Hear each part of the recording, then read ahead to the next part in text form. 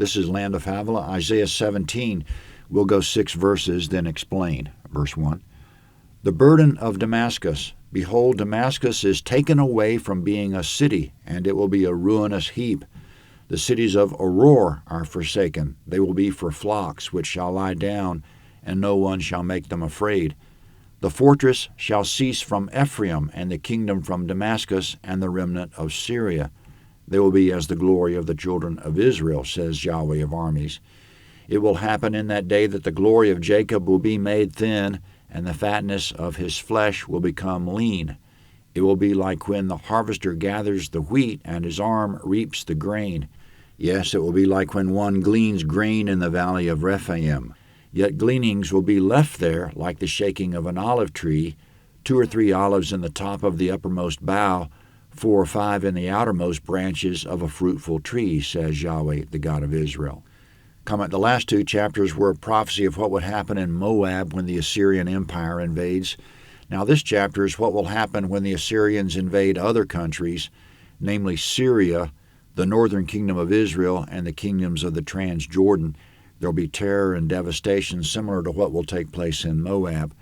We know from history that the Assyrians came from the north and conquered all the way down to and including Egypt, but miraculously God spared Judah, 2 Kings 19.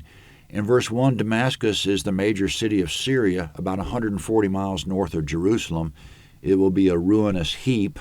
In verse 2, the cities of the Transjordan will be wiped out. The cities of Aroer, they're called. Sheep will graze where those cities once stood. In verse 3, the fortress shall cease from Ephraim. Ephraim's the heart of the northern kingdom, also called Israel, Jacob, and Samaria. Their fortified cities will be conquered, which means the whole land will fall. In verse 4, the glory of Jacob will be made thin. It turned out the Assyrians deported most of the population to Mesopotamia and beyond, 2 Kings 17:6. Thus it was a thinning of Jacob, as verse 4 says. How thin will Jacob be? In verse 5, when the reapers go through a field, they get maybe 99%. The remaining of Israel will be as sparse as what's left over after the reaping of a field. An almost insignificant portion of the population will remain. In verse 6, after an olive tree is harvested, 2 or 3 olives are left in the top and 4 or 5 in the outermost branches. Those few olives remaining represent the few remaining Israelites. The vast majority will be starved during the 3 years of sieges, or killed by the sword, or deported, 2 Kings 17:5 and 6. Ever since verse 3, the focus has been on the northern kingdom, still regarding the people of that kingdom, verse 7. In that day people will look to their Maker, and their eyes will have respect for the Holy One of Israel.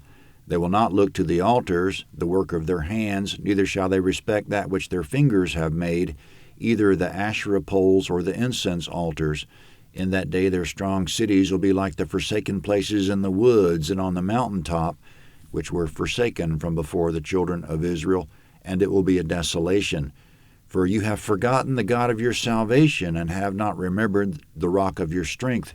Therefore you plant pleasant plants, and set out foreign seedlings. In the day of your planting you hedge it in. In the morning you make your seed blossom, but the harvest flees away in the day of grief and of desperate sorrow.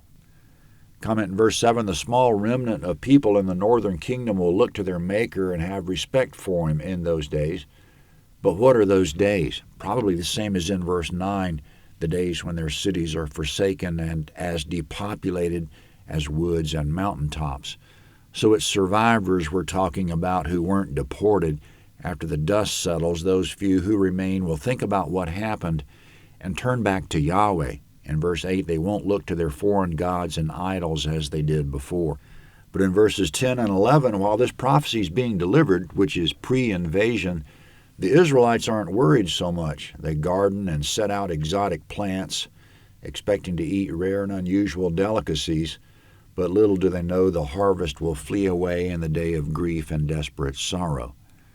Concerning the many nations of the area, verse 12, the uproar of many peoples who roar like the roaring of the seas, and the rushing of nations that rush like the rushing of mighty waters. The nations will rush like the rushing of many waters, but he'll rebuke them, and they'll flee far off, and will be chased like the chaff of the mountains before the wind, and like the whirling dust before the storm. At evening, behold, terror. Before the morning, they are no more. This is the portion of those who plunder us, and the lot of those who rob us. Comment in verses 12 to 14, many peoples will be in an uproar like the roaring of the sea and the rushing of mighty water, which means the Assyrian invasion of the area will be overwhelming like breakers crashing on the beach or the rushing of a mighty river. It'll be the rebuke of God against those many nations in verse 13. The people of those countries will flee the invasion like chaff or dust blown in a strong wind. In verse 14, it'll be terror in the evening, and by morning they are no more. Of the surrounding nations, only Judah will be able to resist the Assyrian army, and only by a total miracle as recorded in 1 Kings 19, when God killed 185,000 Assyrian soldiers overnight as they slept in their tents. In verse 14, the portion of those who plunder and rob us. This refers to Syria and Israel plundering Judah, 2 Chronicles 28, 5-9. In response, God will bring in the Assyrians to plunder the plunderers, so Syria and Israel's portion from God is to be plundered as they plundered Judah. But in the case of Israel, the main reason God plundered them was because of idolatry, 2 Kings 17, 7-23. Of the 613 laws of Moses, Israel didn't even keep the first and most basic, which was, "You shall have no other gods before me," Exodus 20, verse 3. Isaiah 18 is next.